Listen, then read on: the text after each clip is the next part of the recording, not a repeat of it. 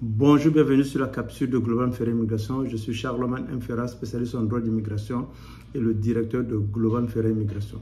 Alors, Global Ferry Immigration est une compagnie canadienne qui vous accompagne dans vos projets d'immigration au Canada, que ce soit pour visiter le Canada, venir travailler au Canada, venir au Canada dans le cadre de vos études universitaires ou bien professionnelles, ou encore vous êtes de transit au Canada. Si jamais vous êtes sur le territoire canadien ou bien vous êtes à la frontière entre le Canada et les États-Unis, ou encore vous êtes à l'aéroport, il y a des situations qui font que votre vie est en danger, que vous ne pouvez pas repartir dans votre pays, vous voulez présenter une demande de refuge. Nous pouvons également vous accompagner tout le long de votre processus de demande d'asile au Canada. Nous vous conseillons, nous vous représentons et nous vous accompagnons à l'audience. Nous serons avec vous pour vous soutenir et pour présenter des solutions, pour expliquer pourquoi nous pensons que votre demande d'asile doit être accueillie.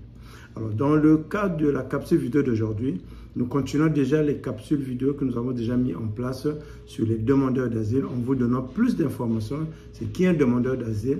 Nous avons également mentionné que demander l'asile au Canada ne veut pas dire que je suis venu au Canada pour profiter d'une autre opportunité qui est la demande d'asile pour avoir la résidence permanente. Non, on demande l'asile au Canada si jamais votre vie est en danger dans votre pays ou encore vous avez des raisons de craindre que si jamais vous repartez dans votre pays, vous serez soumis à de mauvais traitements ou bien vous allez être exposé à de la torture. S'il y a ce genre de raisons qui font que vous pensez que vous serez persécuté, discriminé dans votre pays, dans ce cas, vous pouvez nous consulter ou consulter n'importe quel spécialiste en droit des réfugiés qui pourra vous donner l'heure juste par rapport à votre situation.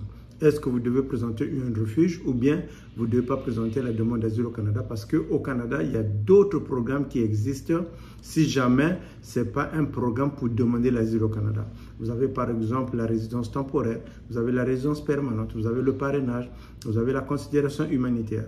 Mais ici, dans cette capsule vidéo pour le mois de septembre, nous parlons des demandeurs d'asile, nous parlons des réfugiés, c'est-à-dire des personnes qui ont été acceptées comme réfugiés au sein de la Convention de Genève au Canada. Alors, dans la capsule vidéo d'aujourd'hui, nous voulons voir avec vous un des documents, sinon un élément principal dans le cadre de votre demande d'asile au Canada. C'est ce qu'on appelle le passeport. Le passeport est un document qui permet d'identifier la citoyenneté d'un étranger qui vient dans un autre pays. Le passeport vous permet de traverser les frontières.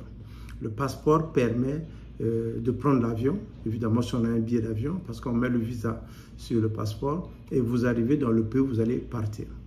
Dans le cas des demandeurs d'asile, évidemment, si vous arrivez au Canada, vous êtes supposé avoir un passeport. Alors, vous pouvez avoir un faux passeport, comme vous pouvez avoir un vrai passeport. Il peut arriver dans certaines circonstances que des personnes vont utiliser un faux passeport pour quitter leur pays de façon clandestine et d'arriver au Canada. Il peut y arriver également des personnes qui vont frauduler, qui vont faire un faux passeport qui arrive sur le territoire canadien. Alors, j'aimerais juste vous informer que vous soyez rassurés que les autorités canadiennes tiennent à cœur votre identité. On veut se rassurer que vous êtes citoyen du pays pour lequel vous alléguez craindre de repartir. Donc ne pensez pas que si jamais vous arrivez au Canada avec un faux passeport, que tout va se passer. Non, on va analyser le passeport. Mais par contre, le point que j'aimerais soulever aujourd'hui, ce n'est pas le point du faux passeport, ce n'est pas le point du vrai passeport. Le point que je voulais soulever ici, c'est le point de votre identité. Alors, un des documents qui permet d'établir votre identité, c'est le passeport ou encore d'autres documents que vous pouvez avoir comme la carte électorale, la carte, le livret ou bien la carte d'identité. Ce sont des documents qui peuvent établir votre identité. Revenons au passeport. Alors, parlons du passeport. Quand vous arrivez au Canada, que vous ayez un faux, que vous ayez un vrai passeport, vous devez présenter votre passeport aux autorités canadiennes pour leur dire « voici mon identité ». Et si le passeport il est faux, évidemment, il faut leur dire « ça c'est un faux passeport, voici ma vraie identité ». Et si c'est un vrai passeport, vous n'avez pas à vous inquiéter, vous dites que « voici mon passeport parce que ça c'est mon identité ». Pourquoi? Parce que quand vous arrivez au Canada, vous craignez de repartir dans votre pays parce que votre vie sera en danger ou bien vous serez soumis à des mauvais traitements. Évidemment, on doit voir contre quel pays on doit vous protéger.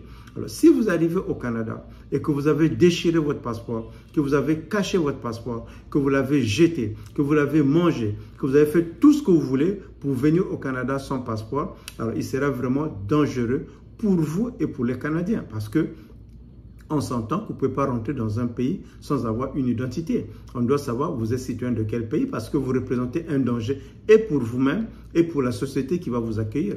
Alors dans le cas du Canada, étant donné que vous venez pour présenter une demande d'asile, il est primordial que votre identité soit établie. Pourquoi? Parce que si on établit votre identité, on saura contre quel pays vous demandez la protection, contre quel pays vous protégez. Donc, il est important que vous ayez un faux, un vrai passeport. Vous ne devez pas le jeter. Vous ne devez pas le déchirer. Parce que nous avons entendu parler d'autres clients qui disaient je vais cacher mon passeport parce que si j'arrive au Canada, on va me déporter. On saura où me déporter. Mais attendez, soyons un peu raisonnables. Vous venez au Canada, vous avez besoin de l'aide. Vous voulez demander l'asile. Mais qu'on sache au moins vous êtes citoyen de quel pays. Qu'on sache au moins comment on vous appelle. Si jamais il y a des éléments qui sont dans votre passeport ou bien des fausses informations ou bien un faux passeport, mais déclarez-le. Déclarez au conseil qui va vous accompagner. Déclarez-le aux autorités canadiennes. Le fait de déclarer que vous avez un faux passeport, ce n'est pas ça qui va vous refouler du Canada. On veut plutôt établir votre identité et puis on veut savoir comment vous avez eu ce faux passeport, dans quelles circonstances vous avez eu ce faux passeport. Est-ce que vous avez eu ce faux passeport pour faire de mauvaises choses à l'extérieur ou bien vous avez bénéficié de ce faux passeport pour quitter votre pays? Donc ça, ce sont des éléments qu'il faut discuter avec votre conseil. C'est des éléments qu'il faut discuter avec la personne qui vous représente dans votre demande d'asile au Canada. Alors, dans le cadre de Global Ferry Immigration, comme nous l'avons dit, nous sommes des spécialistes en droit des réfugiés. Nous vous donnons l'heure juste par rapport à votre profil. Nous vous donnons l'heure juste par rapport à votre demande d'asile. Est-ce que dans votre cas, vous craignez avec raison ou pas? Ou bien est-ce que vous devez présenter une demande d'asile ou vous ne pouvez pas parce que nous recommandons toujours de retenir les services d'un professionnel qui peut vous donner l'heure juste. Oui, beaucoup de personnes vont vous parler sur les demandeurs d'asile. Beaucoup de personnes vont donner leur témoignage. Ce n'est pas mauvais tout cela, mais il est important que vous vous référez aux spécialistes, à des personnes qui ont été formées pour vous accompagner, pour vous représenter dans le cadre de votre demande d'asile. Et Charlemagne M. Ferrat, qui suis devant vous, le directeur de Global Ferry Immigration. Je suis un consultant en immigration agréé. J'ai la licence de la Commission de l'immigration et des statuts de réfugiés qui m'autorise à vous conseiller, représenter et être avec vous à l'audience dans le cadre de votre processus de demande d'asile. Alors, si c'est pour la première fois que vous êtes sur notre canal vidéo, que vous tombez sur cette vidéo, nous vous encourageons d'abord, 1, à vous abonner, à cliquer sur la notification, 2, à partager au maximum cette vidéo à des amis, à des connaissances que vous saviez qui sont intéressés par des projets d'immigration au Canada ou encore qui sont dans le processus de demande d'asile, que ce soit au Canada ou à l'extérieur du Canada. Tout le mois de septembre, nous essayons de vous donner un peu plus d'informations sur les demandeurs d'asile pour que vous ayez de la bonne information pour savoir est-ce que par rapport à ma situation, je peux demander l'asile, est-ce que vraiment ma vie est en danger dans mon pays. Donc, c'était Charlemagne M. Ferrat, spécialiste en droit d'immigration, le directeur de Global Ferry Immigration. Vous avez nos coordonnées juste en bas de cette vidéo. Si jamais vous avez des questions, posez-nous des questions et nous fera plaisir de répondre à vos questions. Seulement, nous répondons